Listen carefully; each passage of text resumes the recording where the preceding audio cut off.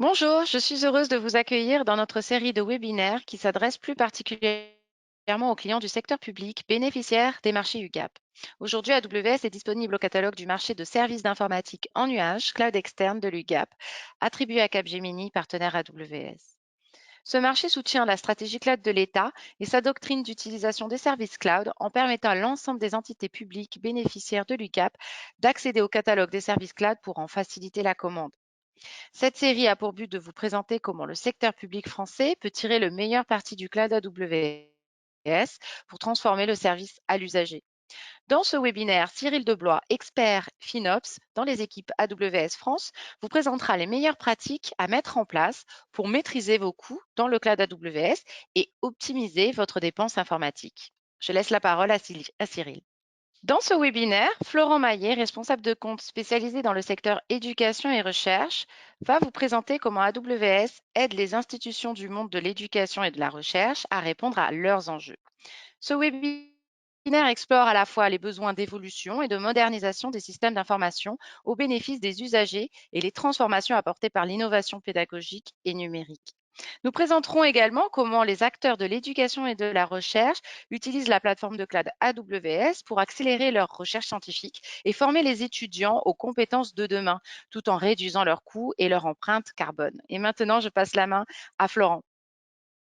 Bonjour à toutes et à tous. Je suis ravi d'être parmi vous aujourd'hui. Je m'appelle Florent et je travaille dans l'équipe éducation d'AWS en France. Notre équipe est composée de 5 personnes qui sont dédiées au monde de l'enseignement supérieur, de la recherche et des EdTech. Vous avez la possibilité de nous contacter à cette adresse email en bas de page. Avant de vous présenter comment le monde de l'éducation et de la recherche se transforme et se modernise, innove et fait avancer la science, commençons par évoquer les enjeux auxquels sont confrontées ces institutions. La transformation de la pédagogie à l'aide du numérique permet de répondre à différents enjeux comme la croissance et la diversité des effectifs, la concurrence nationale et internationale, l'égalité d'accès à l'enseignement supérieur dans les territoires et l'augmentation des coûts dans un contexte budgétaire restreint. Le numérique n'est pas une fin en soi, mais est plutôt utilisé comme un moyen pour répondre à des contraintes existantes ou comme un moyen de proposer des solutions innovantes à de nouvelles préoccupations. Il est dans la majorité des cas associé à des innovations pédagogiques. Ce que nous trouvons fantastique, nous, chez AWS, c'est la manière dont nos clients utilisent le cloud et les différents services AWS pour réinventer l'expérience client dans de nombreux secteurs, comme par exemple Netflix dans les médias ou bien Open Classroom dans le monde de l'éducation en France. Au cours des 14 dernières années, nous avons développé une véritable expertise dans le domaine de l'éducation. J'aimerais vous partager quelques exemples dans différents segments comme EDX, Blackboard, Pearson, l'Université de Notre-Dame ou le Centre européen de recherche nucléaire, le CERN. Les clients et partenaires du monde de l'éducation choisissent AWS pour son excellence opérationnelle, sa maturité, sa profondeur de service et de fonctionnalité, ainsi que sa sécurité, sa capacité d'innovation et surtout sa culture centrée sur le client. Pour illustrer mon propos, je pense qu'il est intéressant de mentionner que depuis l'existence d'AWS en 2006, nous avons réduit 80 fois nos prix et à chaque fois que nous faisons des économies d'échelle, nous les rendons sous forme de baisse de prix à nos clients. La modernisation des systèmes d'information est un vecteur d'accélération de la transformation digitale et permet un meilleur pilotage de l'activité, de la performance opérationnelle et des coûts. Le cloud est en soi devenu aujourd'hui la nouvelle norme en matière informatique, car il permet de se concentrer sur sa différenciation, son cœur de métier et de réduire sa dette technique. Le cloud, c'est aussi avant tout une formidable opportunité d'innover et d'inventer de nouvelles solutions pour la communauté du monde de l'éducation et de la recherche. Donc la question n'est plus quand et comment.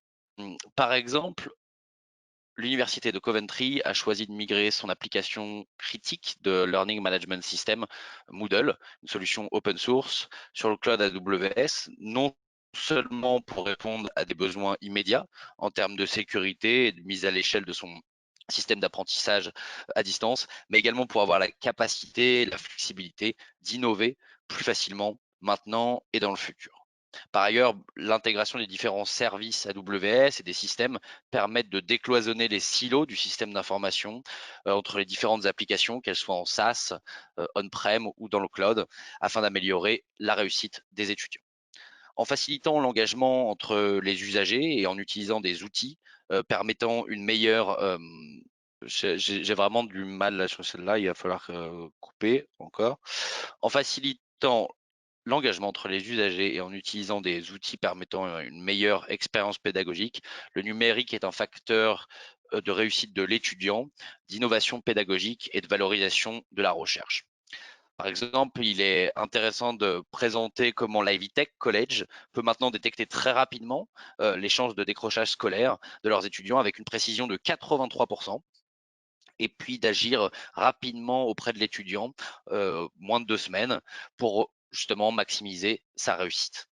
Ce qui prenait également 40 minutes avant, avec leur ancien système, prend seulement maintenant 3 minutes, tout en ayant eu la possibilité de réduire ses coûts dans une échelle de, de données assez élevée à l'échelle du pétabyte. Afin de favoriser la réussite des étudiants, il convient également de favoriser leur mobilité et leur inclusion au sein des institutions. Par exemple, l'université de Ravensbourg utilise AWS pour délivrer une expérience d'apprentissage hybride avec des vidéos à la demande et des vidéos en direct de très grande qualité. Nous pouvons également faciliter l'inclusion et l'équité à travers l'accès à des postes de travail virtualisés ou des applications à distance pour les étudiants. Par exemple, l'université de Cornell repense son apprentissage en utilisant Amazon Workspace pour avoir plus d'interactivité avec leurs étudiants. En seulement 20 minutes, ils peuvent mettre en place plus de 40 workspaces et les étudiants peuvent participer au laboratoire virtuel depuis leur PC, Mac, tablette, quelle que soit la performance de leur terminal ou quels que soient leurs moyens. Seule une connexion Internet est nécessaire, ce qui favorise une meilleure inclusion des étudiants. Ces postes de travail sont également utilisés dans le monde de la recherche, sur d'autres cas d'usage.